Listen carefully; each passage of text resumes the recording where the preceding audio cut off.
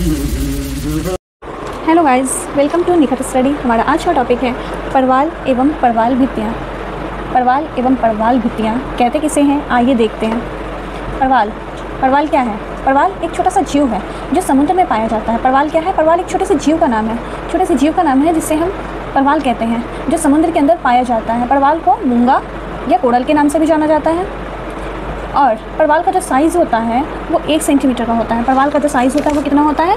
1 centimetre का। बिल्कुल छोटा सा जीव है जो समुद्र के अंदर पाया जाता है, उसे ही हम क्या कहते हैं? उसे ही परवाल कहते हैं। अब परवाल भित्ति किसे कहते हैं? परवाल भित्ति किसे कहते हैं? यानी इंग्लिश में से कोरल रीफ कहते हैं। कोरल रीफ किसे कहते हैं?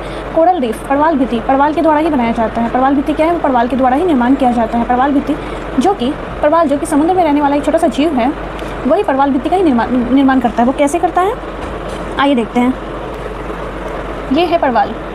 ये क्या है? ये परवाल है। ये छोटा सा जीव है समुद्र में रहने वाला। ये क्या करता है? ये अपने चारों ओर चूने की परत बना लेता है, यानी कि कैल्शियम कार्बोनेट की एक परत बना लेता है। इसे आप इस तरह से भी समझ सकते हैं जैसे कि मकड़ी यानी स्पाइडर क्या करता है? एक जाल बुन लेता है। उसी तरह से ये परवाल मूंगा यानी कोरल क्या करता है? ये अपने चारों ओर चूने की कैल्शियम कार्बोनेट की एक परत बना लेता है। अब जब ये परवाल मर जाता है तो दूसरा परवाल क्या करता है? उसके ऊपर एक चूने की परत बना लेता है। उसकी बनाई हुई परत के ऊपर, जो परवाल मर गया है उसकी बनाई हुई परत के ऊपर दूसरी परत बना लेता है। इस तरह से ये परवाल मर जाता है, दूसरा मर जाता है तो तीसरा बना लेता है। तीसरा मर जाता है तो चौथा परवाल उसके ऊपर परत बना लेता है। इस तरह से ये प्रक्रिया चलती रहती है। और लंबे समय के बाद क्या होता है? लंबे समय के बाद एक लंबी श्रृंखला का निर्माण हो जाता है, एक लंबी दीवार का निर्माण हो जाता है समुद्र के अंदर, जिसे ही हम क्या कहते हैं? जिसे ही हम परवाल भित्ति कहते हैं। ये तो आपको समझ में आ गया होगा। अब देखते हैं कि ये जो परवाल है इसकी चारों ओर जो चूने की परत बनी हुई है उस पर एक शैली पनपती है। उस पर एक छोटी शैली पनपती है। छोटी शैली पनपती है। ये क्या करती है? ये शैली क्या करती है? ये परवालों को भोजन, रंग और सुरक्षा प्रदान करती है। ये क्या करती है? इसको भोजन, रंग और सुरक्षा प्रदान करती है। इस शैली का क्या नाम है? इस शैली का नाम है जुक्सैंथली।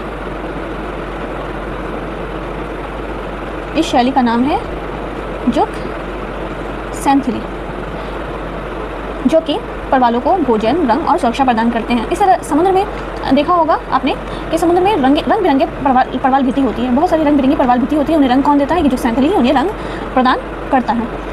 और ये बात भी आप ध्यान रखेंगे, जो ये परवाल है, जो ये मूंगा है, ये कोरल है, ये हमेशा झुंड में होते हैं। ये समुद्र के अंदर क्या होते हैं? हमेशा झुंड में रहते हैं। बहुत सारे परवाल एक साथ एक झुंड में रहते हैं। ये परवाल हमेशा क्या है? परवाल हमेशा झुंड में रहते हैं। अब देखते हैं कि ये परवाल किस तरह की स्थिति में निवास करते हैं, किस तरह की स्थिति में इनका विकास होता है। इसके लिए बहुत सारी देखते हैं कि परवाल जब विकास करते हैं समुद्र के अंदर तो पानी का तापमान कितना होना चाहिए। परवाल जब पानी के अंदर समुद्र में निवास करते हैं तो पानी का तापमान होना चाहिए 20 डिग्री से लेकर 30 डिग्री तक पानी का तापमान होना चाहिए इनके निवास के लिए।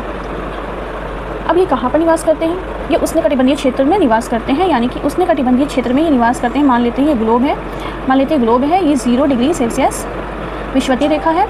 ये कहाँ निवास करते हैं? ये अधिकांश कहाँ पाए जाते हैं? ये पाए जाते हैं उत्तरी अक्षांश से लेकर ये पाए जाते हैं 25 डिग्री उत्तरी अक्षांश से लेकर 25 डिग्री दक्षिणी अक्षांश के बीच में ये ज़्यादातर पाए जाते हैं।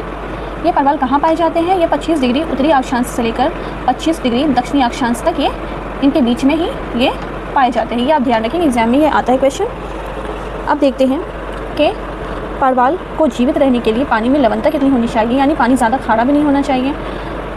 तो पानी की लवणता होनी चाहिए 27 से 40 प्रति हज़ार लवणता होनी चाहिए। पानी की लवणता कितनी होनी चाहिए? 27 से 40 प्रति हज़ार इसकी पानी की लवणता होनी चाहिए परवालों को जीवित रहने के लिए। परवाल हमेशा ऐसे सागर में निवास करते हैं जहाँ की सूर्य की किरणें आराम से पहुँच सके। ये बात भी आप ध्यान रखेंगे, बहुत ही इंपॉर्टेंट है। सूर्य की किरणें जहाँ पर पहुँच जाती है, जहाँ तक समुद्र में पहुँचती हैं, वहीं पर ये परवाल निवास कर सकते हैं। वहीं पर ज़्यादातर ये परवाल पाए जाते हैं। परवाल कहाँ पाए जाते हैं समुद्र पे? जहाँ तक समुद्र खोखला होता है, जहाँ तक सूर्य की किरणें आराम से पहुँच सकें, जहाँ तक सूर्य की किरणें पहुँचती हैं समुद्र के अंदर, वहाँ पे ही ये परवाल निवास करते हैं। वहीं तक ये परवाल निवास कर सकते हैं।